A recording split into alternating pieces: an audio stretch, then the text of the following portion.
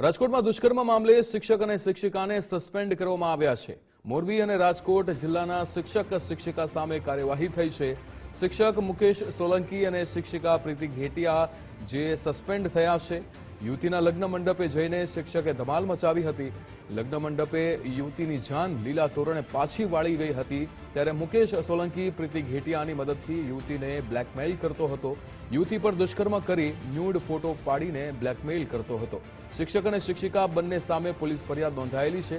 શિક્ષિકા પ્રીતિની ધરપકડ થઈ છે। શિક્ષક મુકેશ સોલંકી હજુ પણ ફરાર છે।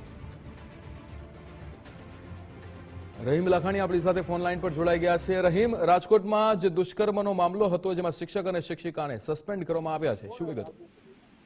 ચોક્કસપણે વિક્રમ, થોડા સમય પહેલા જ એક દુષ્કર્મની ફરિયાદ નોંધવામાં આવી હતી। તેમાં જે શિક્ષિકા છે તે દુષ્કર્મનો ભોગ બનનારની મિત્ર હોવાનું સામે આવ્યું છે। બીજી બાજુ શિક્ષક છે મુકેશ સોલંકી, જે પડતરી તાલુકાની અંદર શાળાની અંદર અભ્યાસ કરાવતો હતો।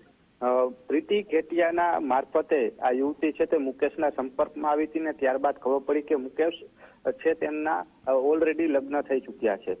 બીજી બાજુ જે ભોગનાર યુવતી છે તેમના લગ્ન હતા ત્યારે જ મુકેશ અને પ્રીતિ છે બંને ત્યાં જઈ અને ધમાલ મચાવી હતી અને વરરાજાને ધમકી પણ આપ્યા હોવાની વિગત સામે આવી છે અને લીલા તોરણે જાન પરત ગઈ હતી। ત્યારબાદ અલગ અલગ 2 પોલીસ મથકની અંદર ફરિયાદ નોંધવામાં આવી છે। રાજકોટ તાલુકા પોલીસ સ્ટેશનની અંદર દુષ્કર્મની, તો સાપર વેરાવળ પોલીસ સ્ટેશનની અંદર લગ્ન સમયે જે ધમાલ મચાવી હતી તેની ફરિયાદ છે તે નોંધવામાં આવી છે। સમગ્ર મામલે પ્રીતિ ઘેટિયા છે તેની ધરપકડ થઈ ચૂકી છે। મુકેશની શોધખોળ માટે બંને પોલીસ સ્ટેશનની અલગ અલગ ટીમો બનાવીને શોધખોળ શરૂ કરી છે। જોકે ફરિયાદ નોંધાતાની જાણ શિક્ષણ વિભાગને કરવામાં પણ આવી હતી ને તેને લઈને શિક્ષણ વિભાગે પણ અત્યારે હરકતમાં આવ્યું છે। બંનેને શિક્ષણ વિભાગ દ્વારા હાલ સસ્પેન્ડ કરી દેવામાં આવ્યા છે।